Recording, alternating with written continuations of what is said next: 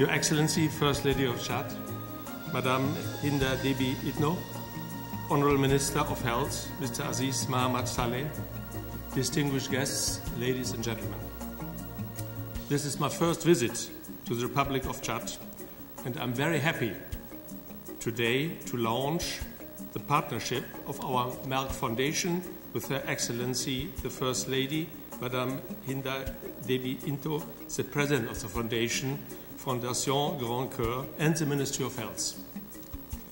Another valuable milestone of Merck Foundation's long-term vision and strong commitment towards the social and economic development of the African continent. Through this promising partnership, we will join hands in order to realize Merck Foundation's vision: everyone in the world should have a chance to lead a happy and fulfilling life. We strongly believe that building healthcare capacity is the right strategy to improve access to quality and equitable healthcare solutions in Africa. Together with Foundation Grand Coeur, we will address the significant needs for training and qualifying healthcare professionals in Chad. I'm also very pleased to take this opportunity to emphasize our continuing efforts to empower women and youth in Africa and underscore our commitment to continue the same efforts here in Chad. Her Excellency, the First Lady, gracefully accepted to be the ambassador of Merck More Than a Mother campaign to empower infertile women across the country.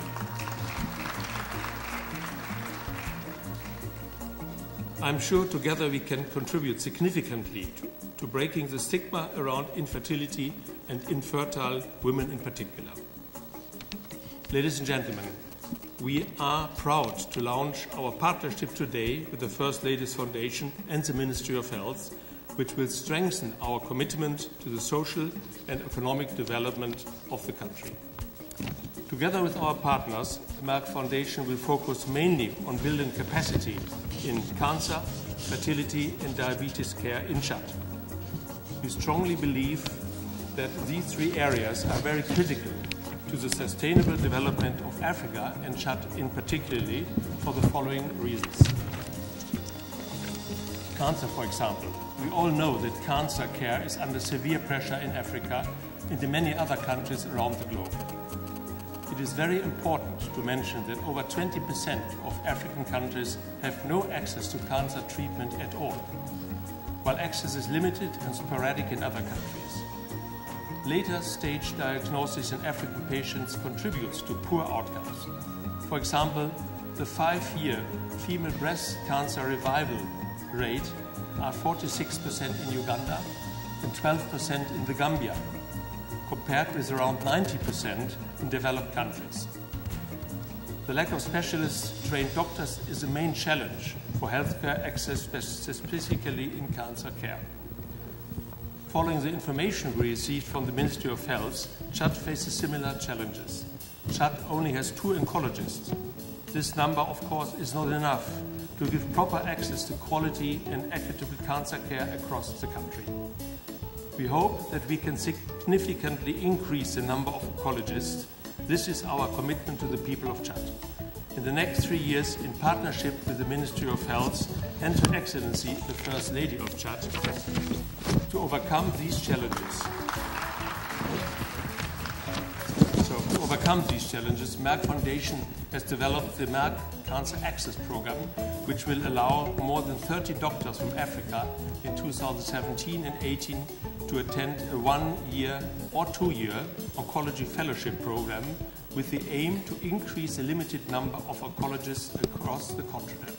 Chad will be an important part of this program. Today, we are launching this program in Chad. To demonstrate our commitment to improve access to cancer care in your country, we commit that 4 candidates can attend a 1-year oncology fellowship program at the top university hospital in India this year. In addition to this, Merck Foundation focuses on fertility care through the Merck More Than a Mother campaign, which I'm very passionate about it personally and of course very proud of it, because this is very critical for Africa. In many cultures, women who suffer infertility have been stigmatized. We've seen the little sketch at the beginning of this session. Neglected, mistreated, and discriminated because they cannot bear children. However, male factors cause around 50% of infertility, yet women are the solely blamed for it. This really is terrible. Therefore, we created this campaign to change this culture and to empower infertile women in Africa through access to information, health, and change of mindset. As I mentioned earlier, Her Excellency, the First Lady, is the ambassador of this campaign in Chad, and we are going to work closely with her foundation and with the Ministry of Health to build fertility care capacity and improve access to cost-effective fertility care in Chad. I'm pleased to announce that Merck Foundation is committed to provide clinical fertility management training for 4 candidates from Chad this year to enable them to help infertile couples. This will be the very first qualified fertility specialists in this country. They will make history in Chad. This will be a great achievement. Last but not least, we focus on diabetes care. As we all know, millions of people in Africa and around the world are suffering from diabetes. This is very disturbing to know that such silent and deadly disease has found its way to Africa and is placing a huge economical and social burden on the continent. I strongly believe that lack of financial means is not the only challenge in Africa. The scarcity of trained healthcare specialist personnel capable to tackle the prevention, diagnosis, and the management of diabetes at all levels of the healthcare system is a challenge as well. Therefore, Merck Foundation started to address diabetes capacity building since 2012 through our program, Merck Capacity Advancement Program, across Africa, so far mainly in English and Portuguese-speaking countries. In 2017, we decided to focus more on French-speaking countries with regards to diabetes capacity building. We took this decision forward and developed for the first time an online data diploma in French language, which is accredited by the Royal College for General Practitioners in the UK for medical postgraduates in French-speaking countries, so they can learn more about how to diagnose and treat diabetes. This will be our contribution to help to reduce the social and economic burden of the rising incidence of diabetes in Chad as well. Thank you very much, ladies and gentlemen.